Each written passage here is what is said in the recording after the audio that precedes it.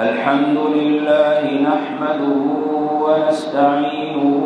ونستغفره ونؤمن به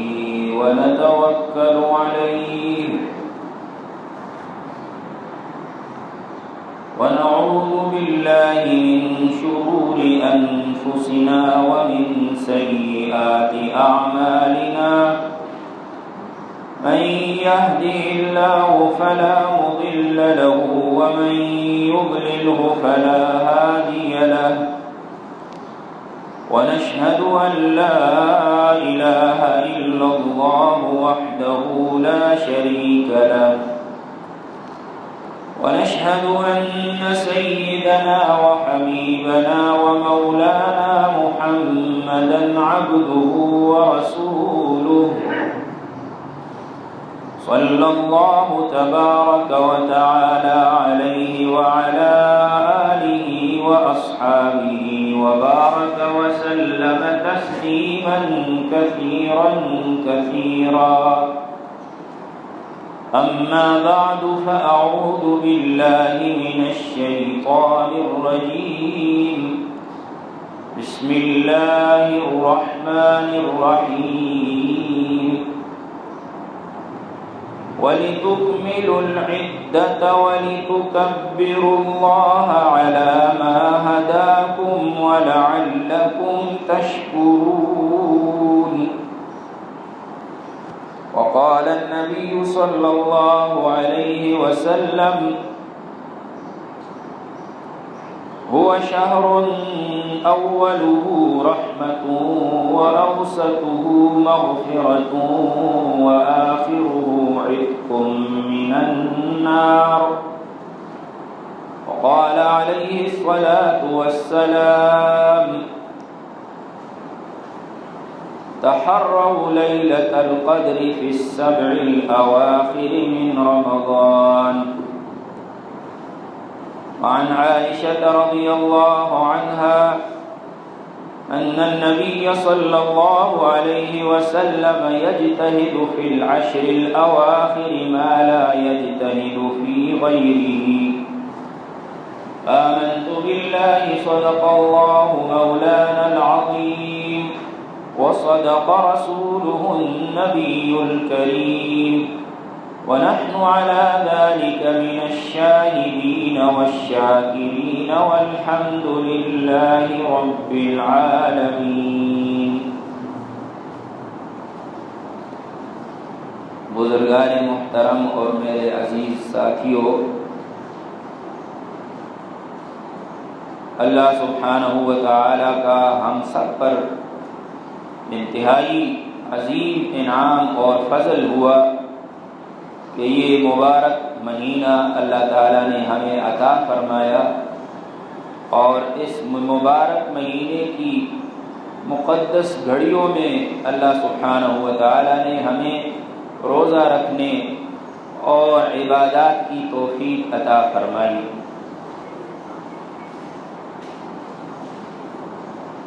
یہ جو رمضان المبارک کا آخری جمعہ ہے، اس جمعے کو عام طور پر ہمارے ہاں ہندوستان میں اور پاکستان میں جمعۃ الوداع کہا جاتا ہے، اور اس جمعے کے بارے میں بعض لوگوں میں کچھ مخصوص اعمال بھی مشہور ہیں، اور ان کے بارے میں سمجھا جاتا ہے کہ یہ اعمال شریعت کا حصہ ہیں، اور یہ جمعہ کوئی خاص تہوار کے طور پر منانا چاہیے، اور اس میں یہ خاص اعمال ادا کرنا چاہیے۔ حالانکہ نبی کریم صلی اللہ علیہ وسلم کی سنت اور صحابہ کرام کی زندگی پر جب نظر ڈالی جائے تو اس سے یہ واضح ہو جاتا ہے کہ حضور صلی اللہ علیہ وسلم نے اس جمعے کے بارے میں کوئی ایسا حکم ارشاد نہیں فرمایا کہ اس جمعے میں کوئی خاص عمل کیا جائے۔ اس لیے بعض لوگ اس جمعے کو یہ سمجھتے ہیں کہ یہ کوئی خاص تہوار اور خاص جو ہے وہ منانے کی چیز ہے، خاص تہوار اور منانے کا اس میں کوئی حکم نہیں ہے۔ اور بعض لوگوں نے یہ جو نماز کے چھوٹے چھوٹے رسائل چھپے ہوتے ہیں تو بعض اوقات اس میں بہت ہی ضعیف روایات جو موضوع درجے کی ہوتی ہیں وہ بھی چھاپ لی جاتی ہیں، اور عوام الناس کو صرف یہ دیکھتے ہیں کہ یہ نماز کی کتاب ہے، وہ اس کو نہیں دیکھتے کہ یہ کتاب کس نے لکھی ہے، بس نماز کی کتاب ہے تو پڑھنا شروع کر دیا۔ تو اب اس طرح کے رسائل میں ایک روایت یہ بھی لکھ دی گئی ہے کہ رمضان المبارک کا جو آخری جمعہ ہے اس جمعے میں خاص طریقے پر 4 رکعت پڑھیں، جس کو قضاء عمری کا نام دیا گیا ہے۔ تو آپ کی گزشتہ زندگی میں جتنی نمازیں قضا ہوئی ہیں وہ ساری کی ساری قضا ہو جائیں گی 4 رکعتیں صرف پڑھنے سے، جس میں پہلی رکعت میں یہ لکھا ہے کہ آیت الکرسی پڑھیں اور 11 مرتبہ غالباً سورۃ الکوثر کا لکھا ہے، یہ سورۃ التکاثر کا لکھا ہے وہ پڑھے، دوسری رکعت میں بھی یہ پڑھے، تیسری رکعت، اس طرح 4 رکعتوں میں لکھا ہوا ہے۔ لیکن اس حدیث کی کوئی اصل نہیں ہے، یہ حدیث ثابت ہی نہیں ہے، اس لیے حضور صلی اللہ علیہ وسلم نے اس کا کوئی حکم نہیں دیا۔ قضاء عمری اس طرح ادا کرنا کہ رمضان کے آخری جمعے میں مخصوص رکعتیں پڑھ کر سمجھنا کہ ساری زندگی کی نمازیں قضا ہو گئی، یہ بالکل بے حقیقت بات ہے۔ اصل میں قضاء عمری یہ ہے کہ انسان جتنی نمازیں قضا کر چکا ہے، بالغ ہونے کے بعد اس کو جو یاد ہے کہ مجھ سے اتنی نمازیں قضا ہوئی ہیں، تو ان نمازوں کو اپنے پاس نوٹ کر کے ایک ایک کو قضا کرے، اور جتنی مہلت ہے وقتاً فوقتاً قضا کرتا رہے۔ اگر آخری عمر میں اس کو یہ ظن غالب ہو جائے کہ اب تو میرے بس کی بات نہیں ہے، یہ نمازیں مجھ سے رہ رہی ہیں، تو وصیت کر جائے کہ میری ان نمازوں کا فدیہ میرے مال و جائیداد میں سے میرے مرنے کے بعد ادا کر دیا جائے۔ تو ایک نماز کا جو فدیہ ہے وہ فطرانے کے برابر ہوتا ہے، یعنی 2.25 سیر گندم یا احتیاطاً 2 سیر، اور ایک دن کے اندر 5 تو فرض نمازیں ہیں اس کا فدیہ ہوتا ہے، اور ایک واجب وتر کی نماز ہے اس کا بھی فدیہ دینا پڑتا ہے۔ تو یہ ہے جو قضاء عمری جس کو کہتے ہیں، اور اصل قضا کرنے کا طریقہ یہی ہے۔ اس لیے یہ جو جمعہ ہے رمضان کا آخری جمعہ، اس لحاظ سے تو یہ بڑی برکتوں اور رحمتوں والا جمعہ ہے کہ اس میں 2 فضیلتیں جمع ہو گئی ہیں۔ ایک فضیلت تو اس بات کی جمع ہوئی ہے کہ یہ رمضان کا مبارک مہینہ ہے، اور نبی کریم صلی اللہ علیہ وسلم نے فرمایا کہ سید الشہور هو شہر رمضان، کہ تمام مہینوں کا سردار رمضان کا مہینہ ہے۔ اور دوسری فضیلت یہ جمع ہوئی کہ یہ جو جمعے کا دن ہے یہ تمام ایام کا سردار ہے۔ فرمایا کہ سید الایام هو یوم الجمعہ، کہ تمام دنوں کا سردار جمعے کا دن ہے۔ تو لہذا اس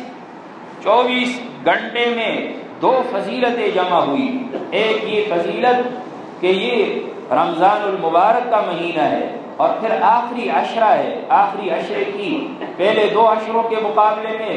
مزید زیادہ فضیلت ہوتی ہے، اور ساتھ ساتھ یہ بھی کہ یہ جمعے کا دن ہے جو تمام ایام کا سردار ہے۔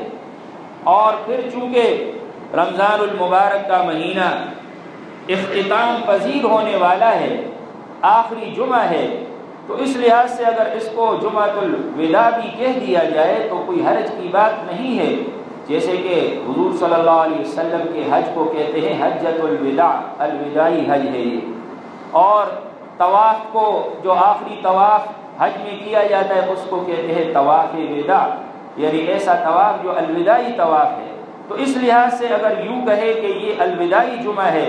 اس سال رمضان کے مہینے میں دوسرا جمعہ نہیں آئے گا، اگلے جمعے کو انشاءاللہ یا تو عید ہوگی اور یا پھر شوال کی 2 تاریخ ہوگی، تو اس لحاظ سے تو جمعۃ الوداع اس کو نام دینے میں کوئی حرج نہیں ہے۔ لیکن یہ ہے کہ اس میں کوئی مخصوص اعمال مقرر نہیں ہے۔ علامہ لکھنوی رحمۃ اللہ علیہ، علامہ عبد الحی لکھنوی رحمۃ اللہ علیہ بہت بڑے عالم گزرے ہیں، آج سے تقریباً 100 سال پہلے، انہوں نے اس کے اوپر ایک پورا رسالہ لکھا ہے کہ ہندوستان کے اندر جمعۃ الوداع کے موقع پر بعض جو ہے لوگ جمعۃ الوداع کا خاص خطبہ پڑھتے ہیں جمعے کے دن، اور اس میں پھر زور زور سے کہتے ہیں الوداع یا رمضان، الوداع یا رمضان، یا الفراق یا رمضان، تو اس کی جو ہے فرمایا کوئی حقیقت نہیں ہے، نبی پاک صلی اللہ علیہ وسلم سے ثابت نہیں ہے۔ لیکن بہرحال یہ جمعہ اس لحاظ سے فضیلت کا حامل ہے کہ آخری عشرے کا جمعہ ہے، اور پھر جمعے کا دن ہے، رمضان کا مہینہ ہے۔ رمضان المبارک کے مہینے میں جو اللہ سبحانہ و تعالیٰ نے ہمیں عبادات کی اور روزہ رکھنے کی توفیق عطا فرمائی، تو رمضان المبارک کے آخر میں دو کام کرنا ہر مومن کے لیے ضروری ہے۔ ایک تو یہ ہے کہ انسان جو اعمال اللہ تعالیٰ نے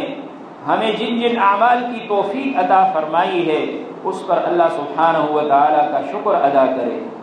دوسرا یہ ہے کہ ہم سے جو کمی کوتاہی رہ گئی ہے اس کے اوپر استغفار کریں۔ یہ جو میں نے خطبے میں آپ کے سامنے آیت کا حصہ پڑھا ہے، اس آیت میں اللہ رب العزت نے 3 باتوں کا حکم رمضان کے آخر میں دیا ہے۔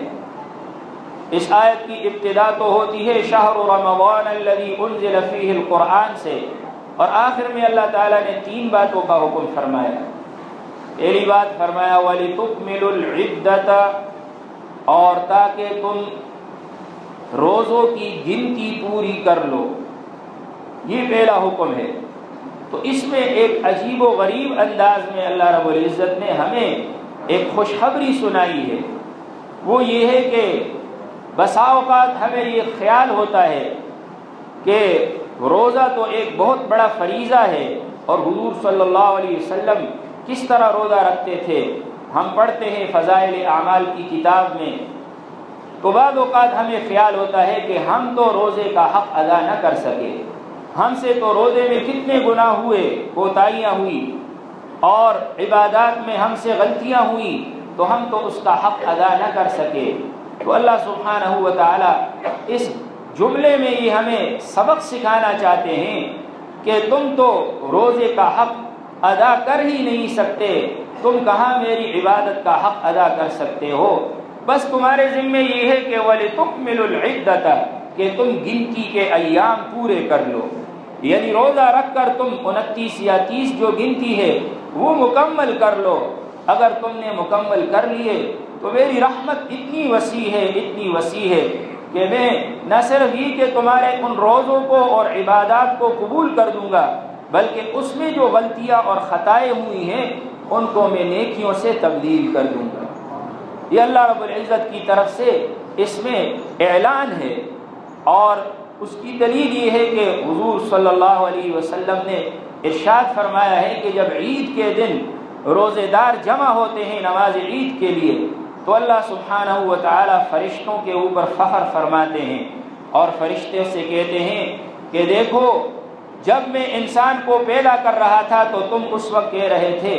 کہ یا اللہ ان کو تو کیوں بنا رہا ہے، اس لیے کہ یہ تو جب زمین پر جائیں گے تو یہ تو فساد پھیلائیں گے، اور ہم تیری عبادت کے لیے کافی ہیں۔ تو اللہ سبحانہ و تعالیٰ فرماتے ہیں، اعلان فرماتے ہیں کہ دیکھو میرے ان بندوں نے کیسے روزہ رکھا، اور پھر فرشتوں سے فرماتے ہیں کہ تم بتاؤ کہ اس مزدور کا کیا حق بنتا ہے کہ جو اپنی مزدوری پوری کر لے۔ تو فرشتے اس کے جواب میں یہ عرض کرتے ہیں کہ یا اللہ وہ مزدور جو اپنی مزدوری پوری کر لیتا ہے اس کا حق یہ بنتا ہے کہ اس کو پوری مزدوری دے دی جائے، اس کا معاوضہ پورا دیا جائے، تنخواہ پوری دے دی جائے۔ تو اللہ سبحانہ و تعالیٰ پھر اعلان فرماتے ہیں کہ میرے عزت کی قسم، میرے جلال کی قسم، میری کبریائی کی قسم، آج میں نے ان سب کو معاف کر دیا۔ اور دوسرا اعلان یہ فرماتے ہیں کہ میں نے ان کی سیئات کو حسنات سے تبدیل کر دیا، ان کی خطاؤں کو میں نے نیکیوں سے تبدیل کر دیا۔ تو یہ جو اعلان ہے کہ ان کی سیئات کو اور خطاؤں کو میں نے نیکیوں سے تبدیل کیا، تو علماء فرماتے ہیں کہ اس کا مطلب یہ ہے کہ روزے میں جو ان سے چھوٹی موٹی خطائیں ہو گئیں،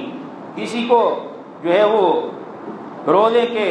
مہینے میں کسی سے نماز باجماعت کسی مجبوری سے رہ گئی، کوئی روزے کے دوران کسی سے ایسا عمل ہوا کہ جو مکروہ ہوتا ہے روزے میں، تراویح کی نماز میں کوئی خطا ہو گئی، نسیان ہو گیا، روزے میں کوئی غلطی ہو گئی، تو اللہ سبحانہ و تعالیٰ ان غلطیوں کو بھی نیکیوں سے تبدیل فرما دیتے ہیں۔ تو یہ کتنا بڑا انعام ہے۔ قرآن میں بھی جگہ جگہ اللہ تعالیٰ فرماتے ہیں کہ یکفر عنکم سیئاتکم، کہ اللہ تعالیٰ تمہاری جو خطائیں ہیں ان کو نیکیوں میں بدل دیں گے۔ تو اس لیے یہ پہلا حکم اس آیت میں یہ دیا گیا ہے، وَلِتُكْمِلُوا الْعِدَّةَ، فرمایا کہ تم یہ گنتی پوری کر لو اور یہ روزوں کی جو ایام ہیں ان کو مکمل کر لو۔ اور دوسرا حکم فرمایا وَلِتُكَبِّرُوا اللَّهَ عَلَى مَا هَدَاكُمْ، اور اس لیے کہ تاکہ تم اللہ کی بڑائی بیان کرو اس پر کہ جو اللہ نے تمہیں ہدایت عطا کی ہے۔ اللہ سبحانہ و تعالیٰ ہی نے ہمیں ہدایت بخشی کہ ہم نے رمضان کے روزے رکھے، روزہ رکھنے کی ہدایت اللہ نے دی، تراویح کی ہدایت اللہ نے دی، قرآن کریم جو سراپے ہدایت کتاب ہے وہ اللہ نے عطا فرمائی، اور حضور صلی اللہ علیہ وسلم جو رحمت للعالمین ہیں اور ہدی للعالمین ہیں، وہ نبی ہمیں اللہ سبحانہ و تعالیٰ نے عطا فرمایا، اس کے ذریعے ہدایت عطا فرمائی۔ تو یہ رمضان جس میں زیادہ ہدایت ہے باقی مہینوں کے مقابلے میں، اور اسی میں جو ہدی للمتقین کتاب ہے قرآن کریم وہ نازل ہوئی ہے۔ تو فرمایا کہ اس ہدایت کے عطا کرنے پر اور اس انعام پر کہ اللہ نے ہمیں ہدایت عطا فرمائی ہے، تم اللہ کی بڑائی بیان کرو، تکبیر پڑھو، اللہ اکبر پڑھو۔ اس لیے جب عید شروع ہو جاتی ہے تو کثرت سے انسان کو تکبیر پڑھنی چاہیے۔ عید کی نماز کے لیے جاتے ہوئے سنت ہے کہ انسان جاتے ہوئے تکبیر پڑھے، اللہ اکبر لا الہ الا اللہ واللہ اکبر وللہ الحمد۔ چھوٹی عید میں آہستہ آواز سے پڑھے، بڑی عید کے اندر بلند آواز سے پڑھنا چاہیے۔ اور وَلِتُكَبِّرُوا اللَّهَ عَلَى مَا هَدَاكُمْ ہی پر عمل کرنے کے لیے پھر امام جب عید کا خطبہ دیتا ہے تو اس میں بار بار اللہ اکبر لا الہ الا اللہ واللہ اکبر پڑھتا ہے، بلکہ عید کے خطبے کی ابتدا ہی اللہ اکبر سے شروع ہوتی ہے۔ باقی ایام کا جو خطبہ ہے وہ تو الحمدللہ سے شروع کرتے ہیں، لیکن عید کا خطبہ اللہ اکبر سے شروع کرتے ہیں، اور اس میں سنت یہ ہے کہ شروع میں 7 تکبیریں پڑھی جائے۔ تو یہ دوسرا حکم فرمایا کہ جب عید آئے تو تم اللہ کی بڑائی بیان کرو کہ اللہ سبحانہ و تعالیٰ نے تمہیں ہدایت عطا فرمائی، تمہیں روزہ رکھنے کی توفیق عطا فرمائی، تمہیں رمضان کی مبارک گھڑیاں اور ساعتیں عطا فرمائی۔ اور تیسرا حکم فرمایا وَلَعَلَّكُمْ تَشْكُرُونَ، اور اس لیے تاکہ تم شکر ادا کرو، یعنی جو اللہ نے تمہیں رمضان کے مہینے میں ہدایت عطا فرمائی، روزوں کی توفیق عطا فرمائی، اس پر تم اللہ سبحانہ و تعالیٰ کا شکر ادا کرو۔ اس لیے جتنی عبادتیں ہم کر چکے ہیں اس پر شکر ادا کرنا چاہیے۔ ہم اس لائق نہیں ہیں کہ ہم اللہ کی کتاب کا ایک لفظ بھی پڑھ سکے، بس اللہ نے اپنے فضل سے ہمیں اجازت دی ہے، ورنہ ہماری زبانیں تو گناہوں سے لت پت ہوتی ہیں۔ لیکن اللہ سبحانہ و تعالیٰ نے ہمیں سورہ فاتحہ اگر کسی کو یاد ہے وہ پڑھ رہا ہے تو یہ بھی اللہ کی بہت بڑی نعمت ہے کہ اللہ سبحانہ و تعالیٰ نے اتنی عظیم صورت ہمیں عطا فرمائی ہے۔ ہر آدمی نماز میں کم از کم سورہ فاتحہ تو یاد ہے، سورہ اخلاص یاد ہے، وہ پڑھتا ہے، 5 وقت کی نماز پڑھتا ہے اور اللہ تعالیٰ کے گھر میں حاضری دیتا ہے۔ تو اللہ تعالیٰ نے ہمیں کتنا بڑا انعام ہم پر کیا کہ ہمیں اپنے گھر میں حاضری کی توفیق عطا فرمائی۔ اس لیے رمضان کے آخری حصے میں شکر ادا کرنا یہ لازم اور ضروری ہے، اور اس کی 2 وجہ ہیں۔ ایک وجہ تو یہ ہے کہ اللہ تعالیٰ کا انعام ہوا کہ اللہ نے ہمیں یہ مہینہ عطا کیا، ورنہ تو کتنے ہی ہمارے ساتھی تھے، بعض تو ایسے تھے جن کی عمریں بھی ہمارے برابر یا کم تھی کہ وہ پچھلے رمضان میں ہمارے ساتھ تھے، لیکن اس رمضان میں وہ ہم سے بچھڑ گئے اور وہ زمین کے نیچے جا چکے ہیں۔ اب وہ حسرت کر رہے ہیں، جب انسان قبر میں جاتا ہے تو وہ حسرت کرتا ہے، افسوس کرتا ہے کہ کاش مجھے کچھ مزید موقع ملتا اور اس موقع سے فائدہ اٹھا کر میں اللہ تعالیٰ کی عبادت کرتا، تاکہ میری یہ قبر جنت کا باغیچہ بن جاتی، آخرت میں میرے لیے کچھ درجات اللہ تعالیٰ مجھے عطا فرما دیتے۔ تو اس لیے ایک تو اس پر شکر کریں کہ اللہ نے ہمیں زندگی عطا فرمائی اور رمضان کے مہینے سے ہم سب کو اللہ تعالیٰ نے نوازا۔ اور دوسرا اس وجہ سے بھی شکر ادا کریں کہ کتنے ہی لوگ ہیں دنیا میں کہ رمضان کا مہینہ آتا ہے اور گزر جاتا ہے، ان کو پتہ بھی نہیں ہوتا کہ کون سا مہینہ آیا ہے، نہ ان کو روزے کی فکر ہے، نہ ان کو تراویح کی فکر ہے، نہ ان کو 5 وقتہ نماز کی فکر ہے، کسی چیز کی کوئی فکر نہیں ہوتی۔ ایسے بھی بہت سے لوگ ہیں، ایک تو غیر مسلم ہیں، ان کو تو چھوڑ ہی دیجئے، وہ تو ایمان ہی سے محروم ہے۔ دوسرے وہ لوگ جو مسلمان ہیں، ان میں بھی اکثریت ایسی ہے کہ جو روزہ نہیں رکھتی۔ اور ہمارے ملک میں تو اللہ کا کرم ہے، بہت سے لوگ دیندار ہیں، لیکن آپ سندھ کی طرف چلے جائیں، پنجاب کی طرف وہاں چلے جائیں جہاں جہالت ہے، وہاں کے لوگوں کو کلمہ پڑھنا نہیں آتا، وہاں کے لوگوں کو یہ پتہ نہیں ہے کہ نجاست کسے کہتے ہیں اور وضو کسے کہتے ہیں۔ اور وہاں کے لوگ یہ حال ہے کہ ایک مسجد کے اندر بعض ایسی جگہ بھی ہیں کہ ایک مسجد میں صرف ایک امام ہے، ایک مؤذن ہے، وہاں امام جو ہے وہ نماز پڑھاتا ہے، مؤذن اذان دیتا ہے، نماز پڑھنے کے لیے کوئی نہیں آتا، صرف امام نماز پڑھا رہا ہے، پیچھے ایک مؤذن کھڑا ہے۔ لوگ مسجد کے قریب سینما گھروں میں اور ہوٹلوں کے اندر جو ہے گپے لگا رہے ہوتے ہیں، لیکن کوئی مسجد میں نہیں آتا۔ تو اللہ سبحانہ و تعالیٰ نے ہمیں یہ ایک بڑی جو ہے وہ اللہ کا کرم ہے، ہم پر انعام ہے کہ اللہ تعالیٰ نے ہمیں جو ہے ایسے لوگوں سے بچا رکھا ہے، ورنہ اگر ان کے گھر میں ہم پیدا ہوتے تو شاید ہم بھی ایسے ہی ہوتے۔ اللہ تعالیٰ نے ہمیں روزوں کی عبادات کی توفیق عطا فرمائی، اس پر اللہ کا شکر ادا کرو، فرمایا اس لیے وَلَعَلَّكُمْ تَشْكُرُونَ، اور تاکہ تم شکر ادا کرو۔ اور دوسرا یہ ہے کہ ہم سے یقیناً اس مہینے کا حق ادا نہ ہو سکا، اور روزوں کے اندر جس طرح عبادت کرنی چاہیے ہم نہ کر سکے، اس پر یہ ہے کہ استغفار کرو، اللہ سے بخشش مانگو کہ اللہ تعالی ہمیں معاف فرمائے۔ قرآن کریم میں اللہ تعالیٰ نے نیک لوگوں کے بارے میں فرمایا کانوا قلیلا من اللیل ما یہجعون، کہ وہ رات کو بہت کم سوتے ہیں، وبالاسحار هم یستغفرون، اور سحری کے وقت وہ اللہ تعالیٰ سے بخشش مانگتے ہیں۔ تو حضرت عائشہ نے نبی پاک صلی اللہ علیہ وسلم سے پوچھا کہ یا رسول اللہ، استغفار تو آدمی تب کرتا ہے جب کہ اس سے کوئی گناہ ہو جائے، تو یہ لوگ تو ساری رات عبادت کر رہے ہیں، تھوڑا سا سوتے ہیں، تو وہ استغفار کیوں کر رہے ہیں؟ تو حضور صلی اللہ علیہ وسلم نے فرمایا وہ استغفار اس پر کر رہے ہیں کہ ہم اللہ کی عبادت کا حق ادا نہ کر سکے، اس لیے وہ استغفار کر رہے ہیں۔ اسی وجہ سے حضرت ابو بکر صدیق رضی اللہ تعالیٰ عنہ فرماتے ہیں کہ جو عمل بھی تم کرو،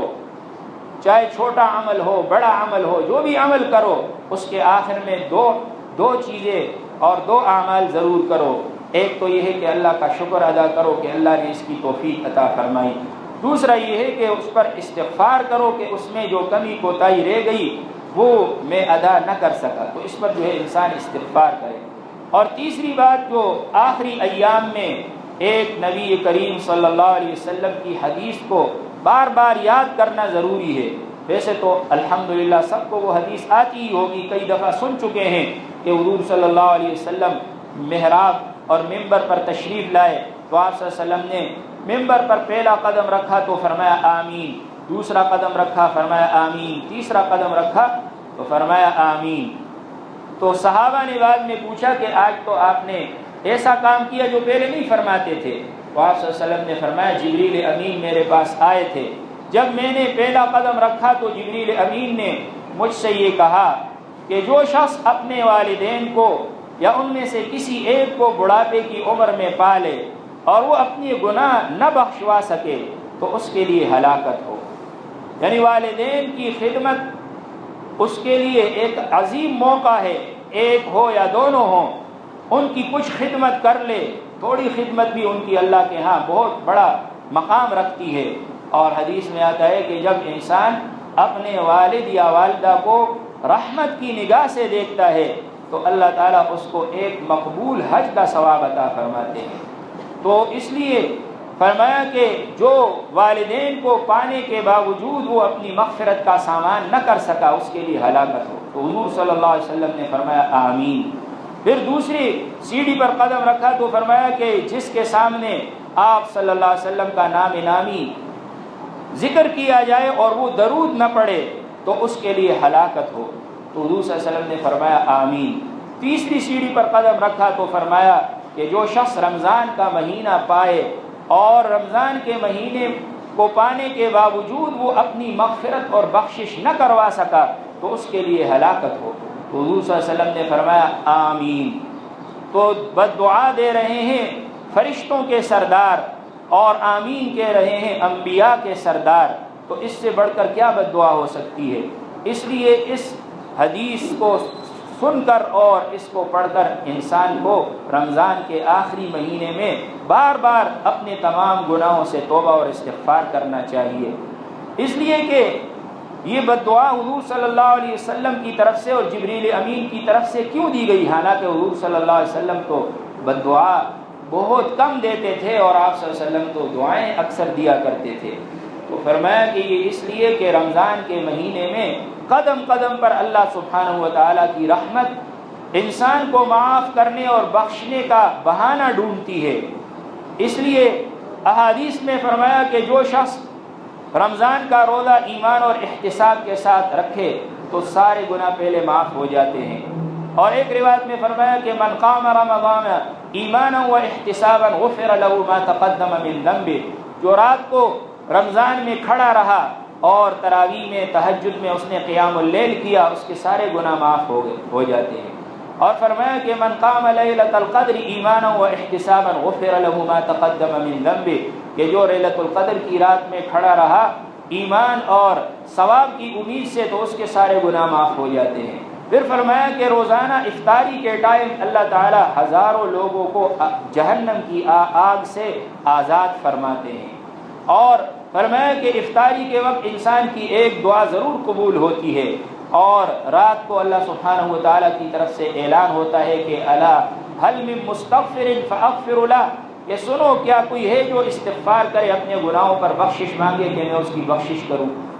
تو ہر قدم پر اور چھوٹے چھوٹے اعمال پر اللہ کی طرف سے بخشش اور مغفرت کا وعدہ ہو رہا ہے۔ اب اگر ایسے موقع کو بھی کسی نے ضائع کر دیا تو وہ تو بد نصیب اور بدقسمت ہی ہے۔ اس لیے اس میں ہم سب کو اس کی امید بھی رکھنی چاہیے اللہ کی رحمت سے کہ اللہ سبحانہ و تعالیٰ نے ہمارے پچھلے گناہ معاف کر دیے ہوں گے۔ اس لیے کہ جب اللہ نے ہمیں روزہ رکھنے کی توفیق عطا فرمائی، جب اللہ نے ہمیں تراویح کی توفیق عطا فرمائی، جب اللہ سبحانہ و تعالیٰ نے نماز باجماعت کی رمضان میں توفیق عطا فرمائی اور رات کو تہجد پڑھنے اور اللہ سے مانگنے کی توفیق عطا فرما دی، تو اس کا مطلب یہ ہے کہ اللہ سبحانہ و تعالیٰ نے اسی لیے توفیق عطا فرمائی تاکہ وہ ہمیں معاف کر دے۔ تو بہرحال انشاءاللہ ہماری بخشش و مغفرت کا سامان بھی ہو چکا ہوگا، اور رمضان کی جتنی گھڑیاں باقی ہیں اس کو غنیمت سمجھنا چاہیے۔ اور یہ جو رمضان کا مہینہ ہے یہ صرف اس لیے نہیں ہے کہ بس رمضان میں آپ دین کو اختیار کریں، نماز عبادت کو اختیار کریں، رمضان کے بعد پھر چھٹی ہے، بلکہ یہ پہلے بھی بتایا گیا، عرض کیا گیا، یہ ایک تربیتی کورس ہے اللہ کی طرف سے، اور ہر سال ہمیں اللہ تعالیٰ متنبہ فرما رہے ہیں کہ تم گناہوں کو چھوڑ سکتے ہو اگر چھوڑنا چاہو، اور 5 وقت نماز ادا کر سکتے ہو اگر ادا کرنا چاہو۔ اس لیے اب سے ہمیں اس کا عزم اور پختہ ارادہ کرنا چاہیے کہ انشاءاللہ ہم رمضان کے بعد بھی ایسے ہی 5 وقت کی نماز ادا کریں گے۔ رمضان کے مہینے میں فجر کی نماز میں ماشاءاللہ سینکڑوں نمازی ہوتے ہیں، لیکن جو ہی رمضان کا مہینہ ختم ہوا فجر کی نماز کے اندر ایک صف بھی پوری نہیں ہوتی۔ تو یہ کتنے افسوس کی بات ہے کہ ہم جو ہے وہ جو ہی رمضان ختم ہوتا ہے تو ساری جو پہلے کی ترتیب بنی تھی اس کو بگاڑ دیتے ہیں۔ حالانکہ یہ تو اسی لیے ہے رمضان کا مہینہ تاکہ ہم تقوی حاصل کریں، اور وہ تقوی حاصل کر کے جب آگے اس سے کام لیں گے تو تب ہی وہ تقوی ہمیں کام دے گا۔ ورنہ یہ ہے کہ اگر آخری عمر میں اور جس وقت ہماری اجل کا وقت ہو، موت کا وقت ہو، اس وقت اگر اللہ نہ کرے ہم نماز بھی نہ پڑھنے والے ہوں تو اس وقت پھر ہمارا کیا حال ہوگا؟ انسان کا تو خاتمہ جس عمل پر ہوتا ہے اسی عمل پر وہ اٹھایا جائے گا، اور فرمایا انما الاعمال بالخواتیم، تمام اعمال کا دار و مدار خاتمے پر ہوتا ہے۔ تو خاتمہ انسان کا تب ہی ایمان اور اعمال صالحہ پر ہو سکتا ہے جبکہ وہ تمام فرائض اور واجبات اور اعمال کو پابندی سے ادا کرے۔ اس لیے عید کے بعد بھی انشاءاللہ ہم اسی سلسلے کو باقی رکھیں گے، اور ابھی سے انسان عزم بھی کرے اور اللہ تعالیٰ سے اس کی دعا بھی کرے۔ اللہ سبحانہ و تعالی ہم سب کو اس پر عمل کی توفیق عطا فرمائے۔ وآخر